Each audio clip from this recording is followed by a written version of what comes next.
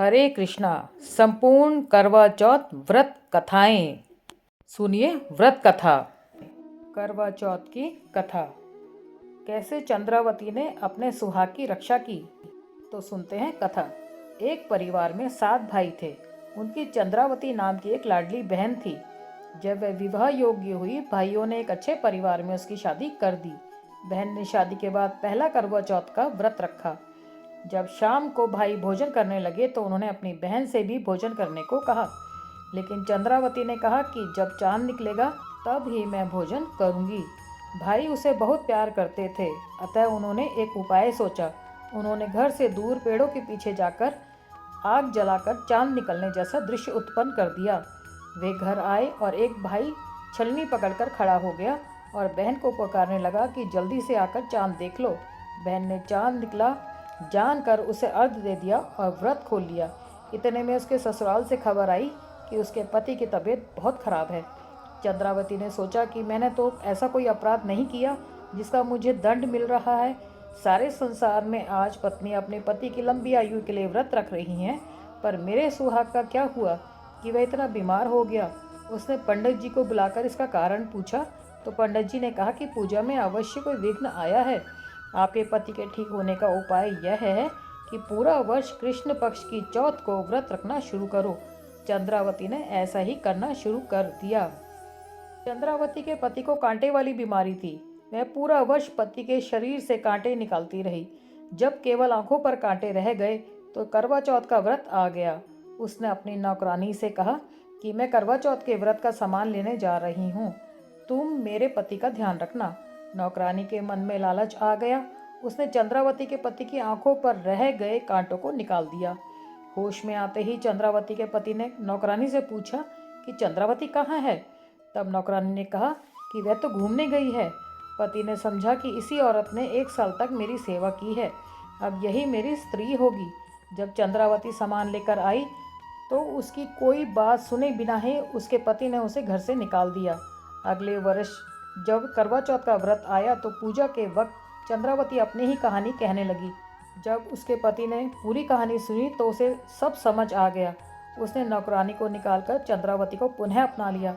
इस प्रकार चंद्रावती के सुहाग की रक्षा हुई। उसने माँ पार्वती से प्रार्थना की कि हे गौरी माता, जिस तरह आपने मेरे सुहाग की रक्षा की उसी तरह सबके सुहाग बने रहें। तो हे करवा माता, जैसे आपने चंद्रावती के पति की रक्षा की ऐसे ही सभी के पति की रक्षा करना। अब हम सुनते हैं दूसरी पारंपरिक कथा।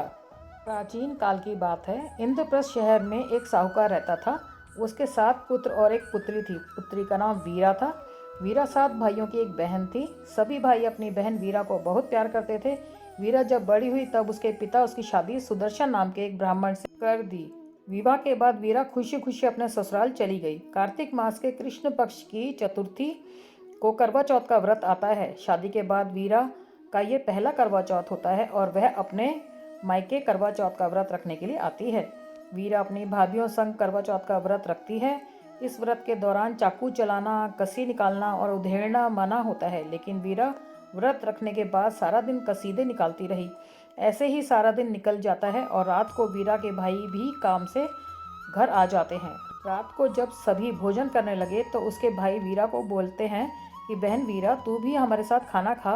लेकिन वीरा अपने भाइयों को कहती है, आज मेरा करवा चौथ का व्रत है और चांद को अर्घ देख करके ही मैं खाना खाऊंगी। भाइयों से अपनी भूखी बहन का हाल देखा ना गया।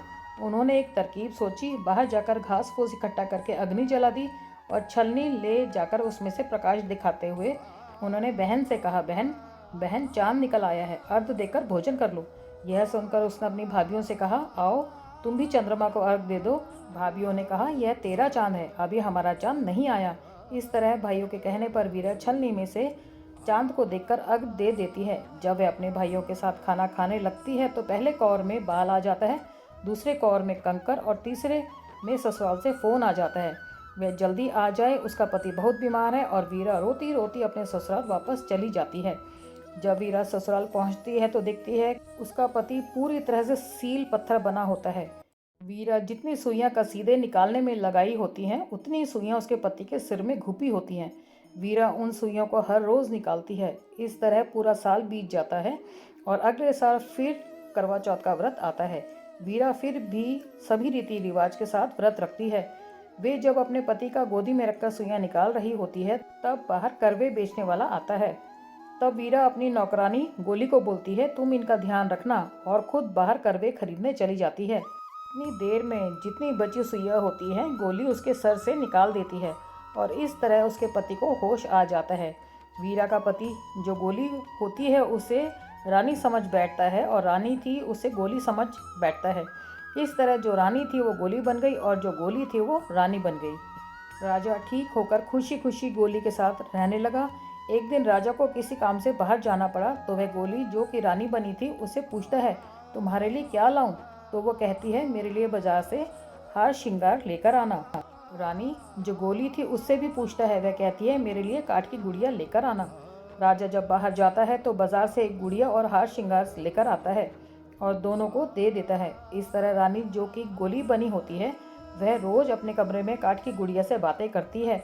जो रानी थी वो गोली बन गई, गोली थी वो रानी बन गई। इस तरह वह रोज ये बोलती रहती है। एक दिन राजा उसके कमरे के बाहर से गुजर रहा था, वह यह सब सुन लेता है। रानी जो गोली बनी होगी उससे पूछता है, ये तू क्या बोलती रहती है? जब वह नहीं बताती तो राजा तलवार लेकर दरवाजे पर खड़ा हो जाता है। फिर रानी जो कि गोली बनी हुई होती है वह राजा को सारी सच्चाई बता देती है। तब राजा को भी सारा कुछ याद आ जाता है। फिर राजा गोली जो कि रानी बनी होती है उसे घर से बाहर निकाल देते हैं। इस तरह राजा वीरा के साथ खुशी खुशी सुखमय नए जीवन की शुरुआत करता है। तो बोलिए चौथ माता की जय। अब सुनते हैं एक अन्य कथा। करवे का मतलब है कलंकित। करवा एक भीलनी थी। श्री गणेश महाराज सबके कष्टों को हरने वाले हैं। श्री गणेश की कृपा दृष्टि के बाद ही भीलनी को शाप से मुक्ति मिल पाई। बताया जाता है कि करवा हर चतुर्थी को श्री गणेश महाराज की पूजा करती थी। उसने गणेश महाराज से विनम्र प्रार्थना करते हुए कहा कि मुझे ये शाप कैसे लगा और कैसे इससे मुक्ति मिल पाएगी। श्री गणेश महाराज ने बताया कि व्रत करने के बाद अपने पति को पहले भोजन दिए बिना ही तूने भोजन कर लिया, इससे तुझे शाप लगा है। इसी के कारण तेरा पति कुष्ठ रोगी हो गया। अगर इस दोष से मुक्ति पाना चाहती है तो कृष्ण पक्ष की चतुर्थी को पूजन कर व्रत रखना होगा और अपने पति का पूजन करना होगा, तभी तू इस दोष से मुक्ति पा सकती है और तुम्हारे पति भी स्वस्थ हो जाएंगे। करवा ने श्री गणेश महाराज के द्वारा बताए तरीके से व्रत किया। इससे भगवान श्री गणेश प्रसन्न हुए और उन्होंने करवा को दोष मुक्त कर दिया।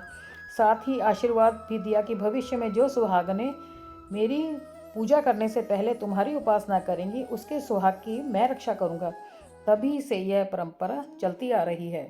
हे मेरे गणेश जी महाराज, हे मेरी चौथ मैया, जैसे आपने चंद्रावती, वीरा और करवा की सुहाग की रक्षा की, ऐसे ही हमारे सुहाग की रक्षा करना।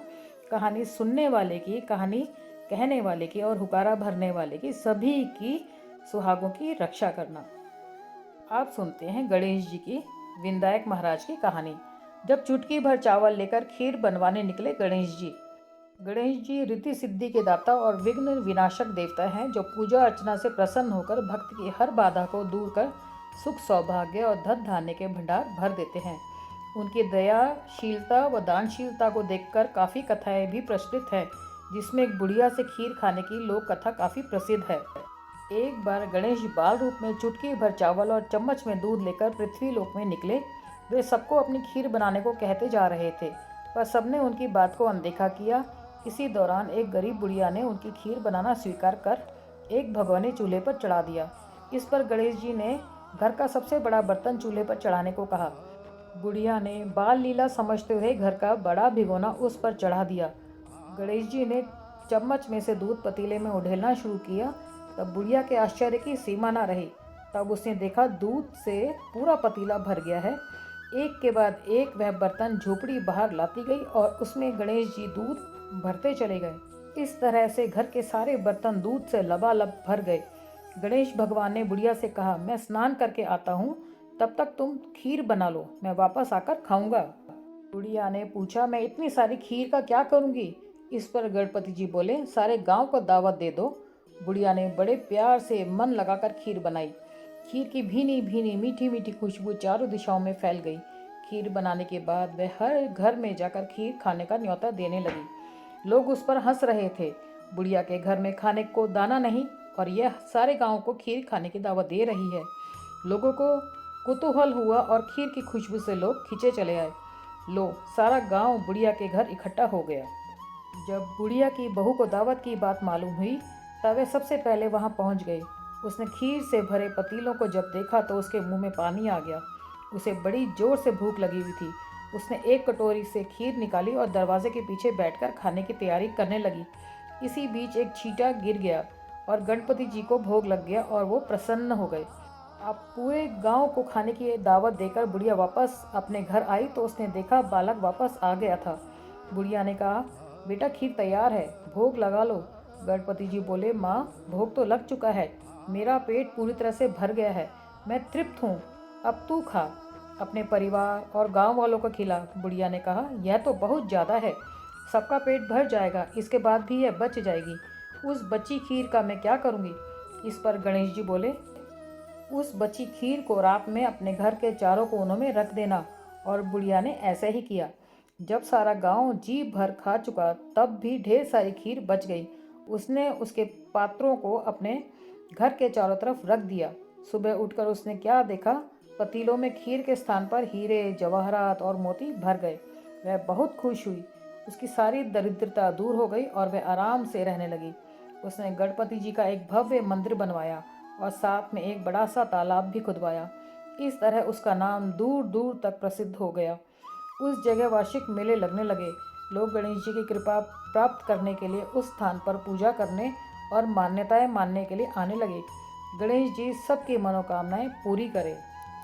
हे मेरे गणेश जी महाराज, जैसे आपने बूढ़ी माँ की मनोकामनाएं पूरी करी, उनकी दरिद्रता दूर करी, ऐसे ही सभी की करना। कहानी कहने वाले की, कहानी सुनने वाले की, हुंकारा भरने वाले की, सभी के ऊपर अपनी कृपा बनाए रखना। तो मित्रों, मैं अपने इस वीडियो को यहीं विराम देती हूँ। मुझे उम्मीद है आपको जितनी भी मैंने कथाएं, पौराणिक कथाएं सुनाई हैं करवा चौथ के ऊपर, आपको अच्छी लगी होंगी और जो गणपति जी की कहानी है वो भी आपको अच्छी लगी होगी। तो इसी तरीके से मैं और नए नए विषय पर मैं लाती रहूँगी वीडियोस। आप मेरे वीडियो को ज़्यादा से ज़्यादा लाइक कीजिए, शेयर कीजिए, सब्सक्राइब कीजिए। व्रत कथा गृहस्थ को मिलती हूँ अगले वीडियो में किसी और नए इंटरेस्टिंग टॉपिक के साथ। तब तक के लिए हरे कृष्णा। हरे कृष्णा। अब सुनते हैं करवा माता की कथा, जो अपने पति के लिए लड़ पड़ी यमराज से और उसको जीवित करके वापस लेके आई। अब सुनते हैं करवा चौथ की दूसरी कहानी। करवा चौथ की कहानी है कि देवी करवा अपने पति के साथ तुंगभद्रा नदी के पास रहती थी। एक दिन करवा के पति नदी में स्नान करने गए तो एक मगरमच्छ ने उसका पैर पकड़ लिया और नदी में खींचने लगा। मृत्यु करीब देखकर करवा के पति करवा को पुकारने लगे। करवा दौड़कर नदी के पास पहुंची और पति को मृत्यु के मुंह में ले जाते मगर को देखा। करवा ने तुरंत एक कच्चा धागा लेकर मगरमच्छ को एक पेड़ से बांध दिया। करवा के सतीत्व के कारण मगरमच्छ कच्चे धागे में ऐसा बंधा कि टस से मस नहीं हो पा रहा था। करवा के पति और मगरमच्छ दोनों के प्राण संकट में फंसे थे। करवा ने यमराज को पुकारा और अपने पति को जीवन दान देने और मगरमच्छ को मृत्युदंड देने के लिए कहा। यमराज ने कहा, मैं ऐसा नहीं कर सकता क्योंकि अभी मगरमच्छ की आयु शेष है और तुम्हारे पति की आयु पूरी हो चुकी है। क्रोधित होकर करवा ने यमराज से कहा, अगर आपने ऐसा नहीं किया तो मैं आपको श्राप दे दूंगी। सती के श्राप से भयभीत होकर यमराज ने तुरंत मगरमच्छ को यमलोक भेज दिया और करवे के पति को जीवन दान दिया। इसीलिए करवा चौथ के व्रत में सुहागन स्त्रियां करवा माता से प्रार्थना करती हैं कि हे करवा माता, जैसे आपने अपने पति को मृत्यु के मुंह से वापस निकाल लिया, वैसे ही मेरे सुहाग की भी रक्षा करना। करवा माता की तरह सावित्री ने भी कच्चे धागे से अपने पति को वट वृक्ष के नीचे लपेट कर रखा था। कच्चे धागे में लिपटा प्रेम और विश्वास ऐसा था कि यमराज सावित्री के पति के प्राण अपने साथ लेकर नहीं जा सके। सावित्री के पति के प्राण को यमराज को लौटाना पड़ा और सावित्री को वरदान देना पड़ा कि उसका सुहाग हमेशा बना रहे और लंबे समय तक दोनों साथ रहेंगे। हे मेरी करवा माता, कहानी कहने वाले के, सुनने वाले के, हुकारा भरने वाले के, सभी के सुहाग की रक्षा करना, अमर सुहाग प्रदान करना, सबका सुहाग बनाए रखना। अगर आपको मेरा ये वीडियो अच्छा लगा तो लाइक कीजिए, शेयर कीजिए, सब्सक्राइब कीजिए व्रत कथा गृहस्थ को। हरे कृष्णा।